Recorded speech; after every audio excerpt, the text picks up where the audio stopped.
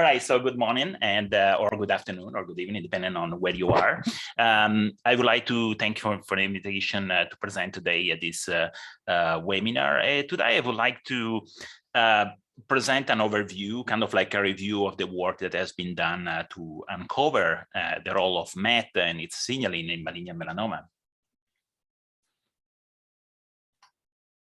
And I would like to start with a brief general overview of receptor tyrosine kinases, which are a group of surface cell receptors involved in the regulation of several critical cellular processes, such as proliferation, differentiation, metabolism, cell migration, and they include several members divided like in family. We recognize 58 different receptor tyrosine kinases in humans, which falls into one of 20 different subfamilies.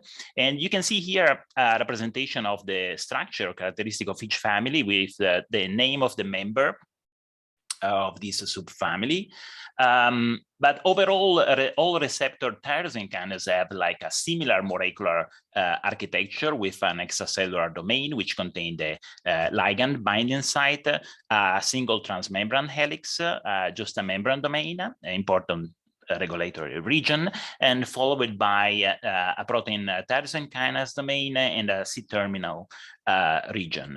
And this structure is really highly conserved in evolution, and we can see this from the nematode species to humans, and this is a testament to the importance of these proteins for cellular function.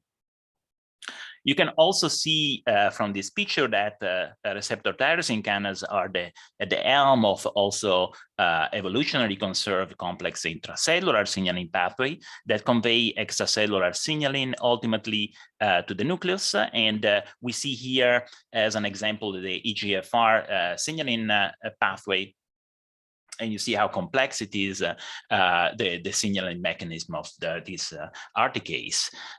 Among the subfamilies of RTKase, there is the MET family of receptor tyrosine kinase, which comprise the MET receptor and the RON receptor.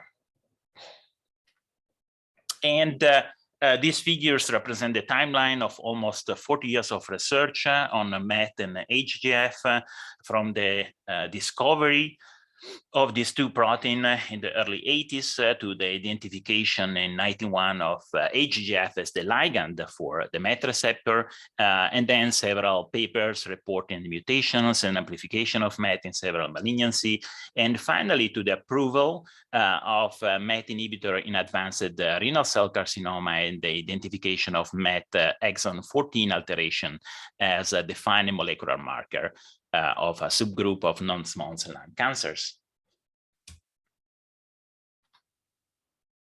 And this is a sort of identity card of MET. When we know the structure of MET now in great details, was first identified in the 1980s, as mentioned earlier, as an oncogene corresponding to a fusion protein containing the MET tyrosine kinase domain coded on chromosome 7, fused to a dimerization domain called a TPR or translocated promoter region, which is coded on chromosome 1. And at that time, the ligand was not known. The structure of the MET receptor is composed of two disulfide linked domains. There is an alpha and a beta chain. In particular, both chains contribute to the formation of a very distinct domain, which is called the SEMA domain, which is a evolutionary conserved domain that shares sequence homology with the semaphorin receptor, the plexins. And the SEMA domain is essentially the HGF binding site, so where the ligand bind the receptor. There is then a stout structure consisting of 4 copies of immunoglobulin-like domains, and these two structures are joined together by cysteine-rich domain. There is then a transmembrane helix, and then just a membrane portion important for receptor downregulation through SIBO and the proteasome pathway, an intercellular kinase domain, and a C-terminus multifunctional docking site for intercellular signal transduction. And the ligand of MET is a HGF, a pleiotropic heparin binding protein, typically produced by cell of mesenchymal origin, and act usually in a paracrine manner on neighboring cells. It was discovered independently as a protein with mitogenic activity on hepatocytes and epithelial cells, so that's why the name hepatocyte growth factor, and as a protein that stimulates cell motility, so that's why it's scatter factor. And they then turn out to be the same molecule and the unique ligand of and selective ligand of the MET receptor. The NK1 portion contain the main receptor binding site.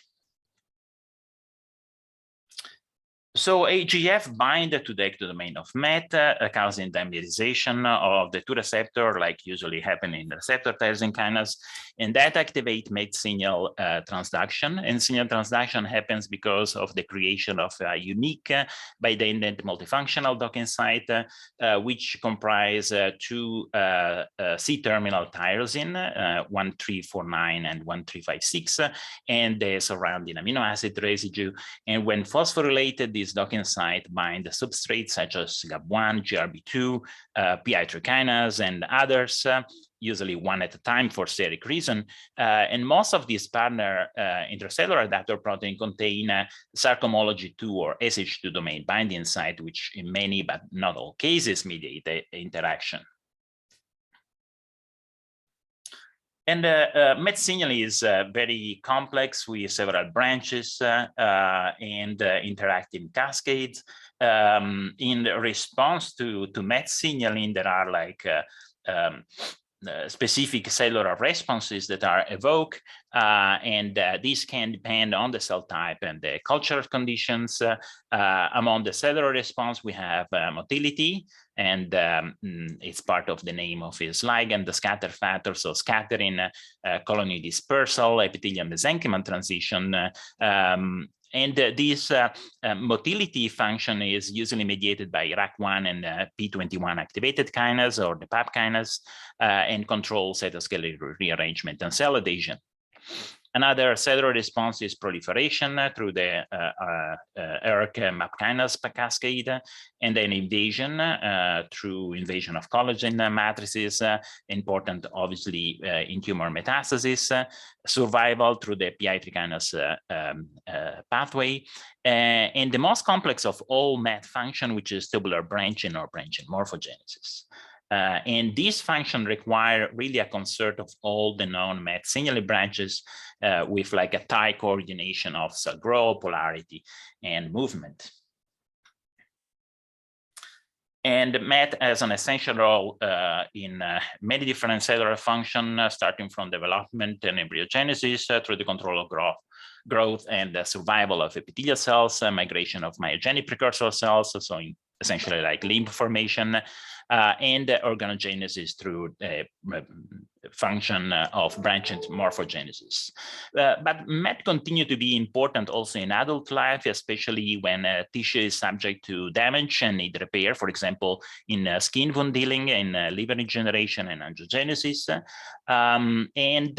The MET signaling is dysregulated in a variety of different diseases, including cancer.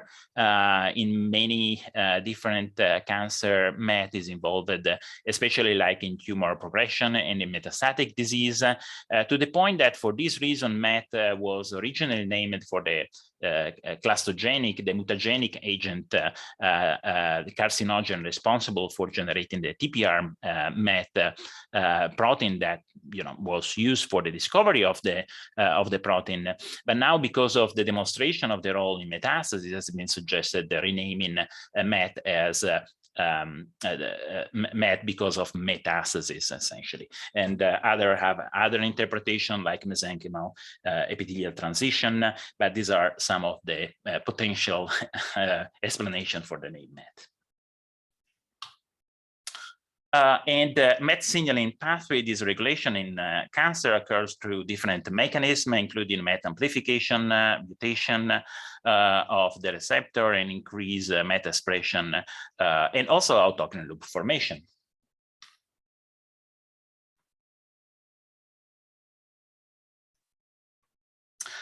And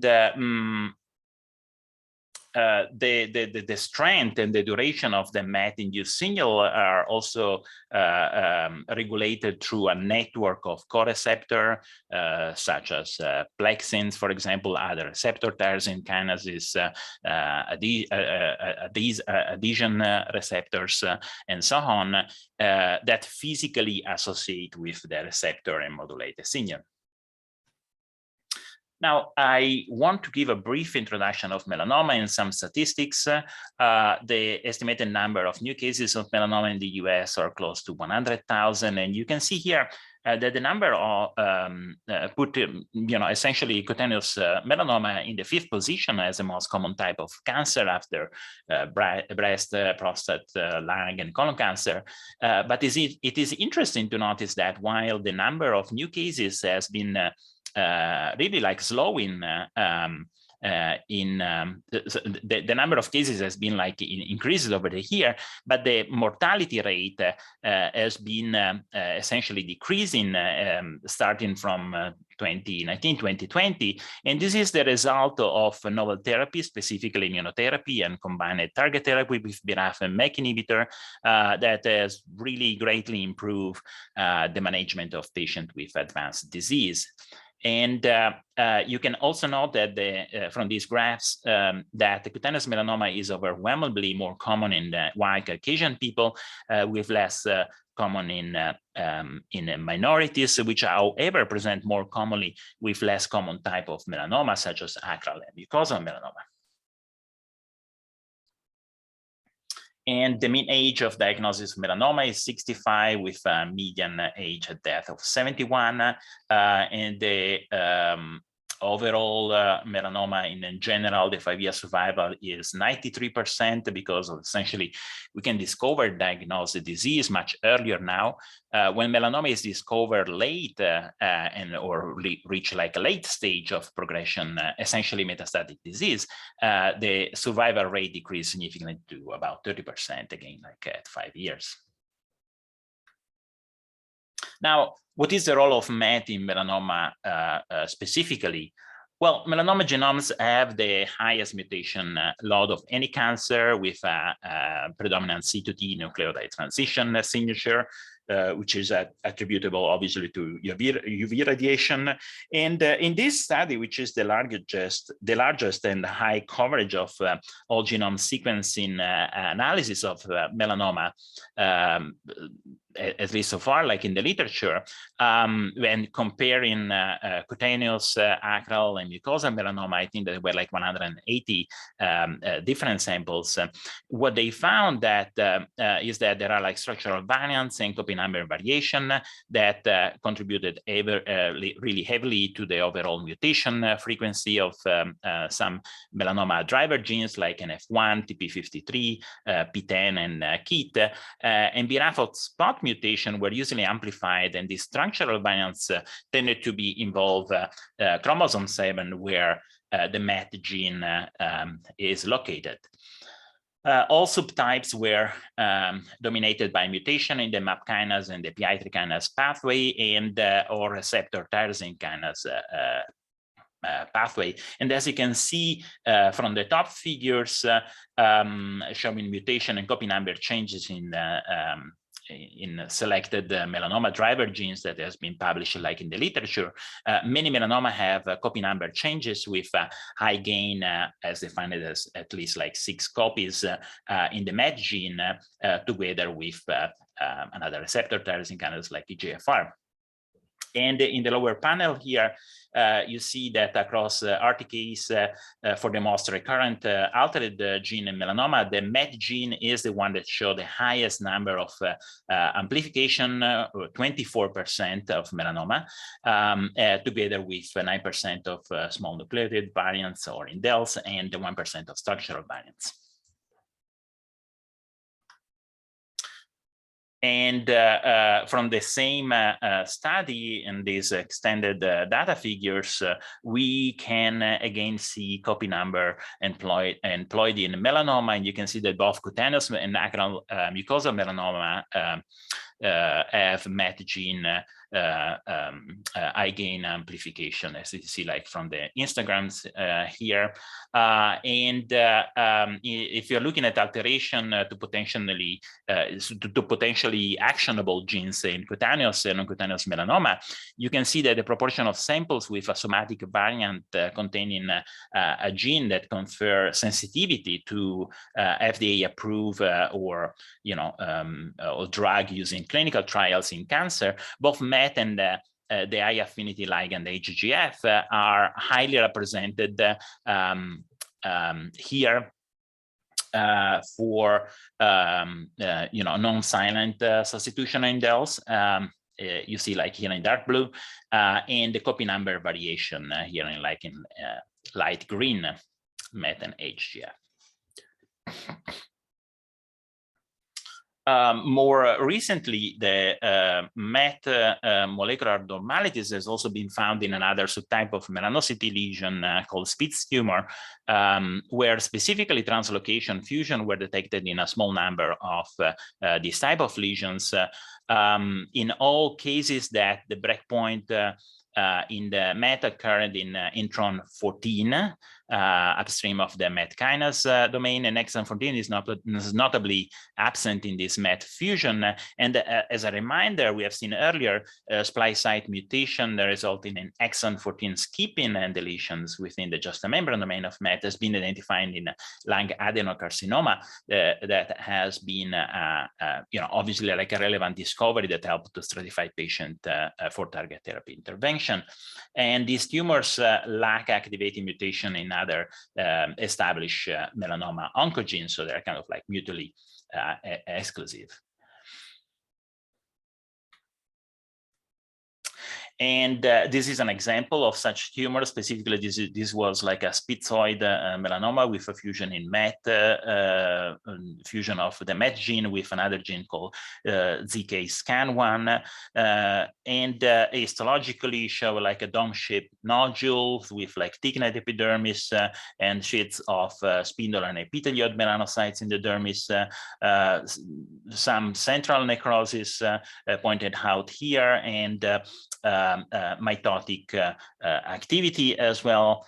And as you can see here, doing like CGH, hairy CGH profile, you see copy number increase involving chromosome 7, where MET is located, and other sequencing data confirming essentially like the translocation. And this is another example of, in this case, an atypical Spitz tumor, which is an intermediate lesion with a reciprocal translocation of MET with another gene called RRRFIP1, where the histology show now large nest of epithelioid melanocytes and with pericellular clefting, and again scattered mitosis. And if you're looking by immunohistochemistry at the phosphorylation of MET, we see an increased phospho-MET with a phospho-specific antibody. Now, I think it's important also to highlight the role of MET is playing in the tumor microenvironment.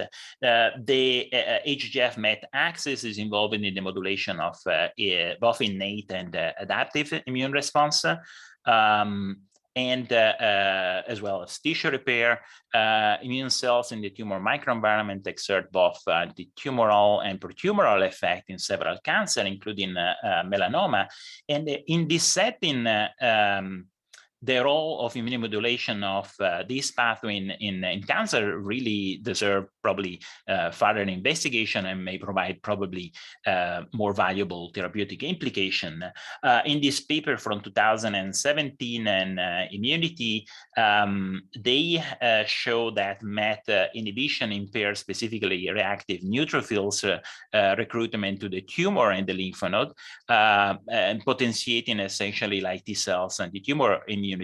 And those MET inhibition co-treatment with immunotherapy may improve cancer immunotherapy in the setting beyond obviously MET tumor dependent dependency. Incidentally, MET expression has also been reported in cytotoxic CD8 T cells, but this finding was like a single report and probably require more investigation. We know also that almost all patients eventually develop resistance to BRAF and BRAF-MEK combined inhibition, and resistance to this therapy may be acquired through both genomic and non-genomic mechanism, and among these growth factor mediated reactivation of the MAP kinase through receptor tyrosine kinases as really an important role in tumor resistance, and specifically the HGF-MET pathway activation has been demonstrated more recently to elicit both innate and acquired resistance to BRAF inhibitors. And all the prior mentioned literature has been the basis for selecting a patient that can potentially benefit from therapy targeting the MET signaling pathway. And we recognize a different type of MET signaling inhibitors, obviously selective MET inhibitors, TKI, non-selective TKI for MET, MET monoclonal antibody, and antibody targeting the ligand, HGF. And there are or have been several clinical trials testing these inhibitors, either as a single agents or in combination. And among these, the one that probably the most successful story is they have FDA approval of XL184 for advanced renal cell carcinoma that failed prior anti-angiogenic therapy. And for melanoma, we did have clinical trials with several MET inhibitor, most prominently crizotinib, which is a multikinase inhibitor for MET, ALK, and RAS. Obviously, XL184, called also cabozantinib, which is another multikinase inhibitor that target not only MET, but also VEGFR2, AXL, and RET. A more specific inhibitor is capmatinib that has been used also for non-small cell lung cancer with MET exon 14 skipping, and then tivanitininib, another selective MET inhibitor. And all these therapy have been used in, as I mentioned, in several clinical trials, most of which, had like kind of mixed results. There is some excitement for the combination of XL184 with immunotherapy, specifically pembrolizumab and nivolumab, ipilimumab in advanced melanoma, but the results are not yet available. Okay, so I will stop here. And I'm happy to take any question you may have. Thank you for your attention.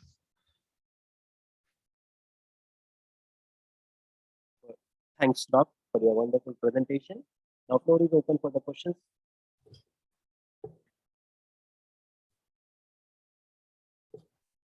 I have a question. Yes, you can. Can you hear me? Yeah. That was a really nice presentation. Thank you. Sure. I was wondering, what is it about the neutrophils that are protective against therapy in the presence of c-MET? And are they secreting cytokines? What are they doing there? Well, we don't have the entire picture. Essentially, like in this paper, they use knockout, essentially of MET to demonstrate, essentially the role of MET inhibition in impairing reactive neutrophil requirement, essentially like through the tumor. So it was like a series of like complex, essentially. Experiment that has been confirmed also like through patient samples. It's interesting to notice also that this data has been kind of like mirrored by looking at patient samples where there is frequently an increase in HGF, so the ligand, and blood neutrophils at the same time. And in in patients essentially that are not non-responders to to traditional therapy. So it's kind of like still in the work, trying to understand the mechanism behind this. So it's more like a observation, I mean, essentially at this point. Okay, thank you. Thanks, Dr.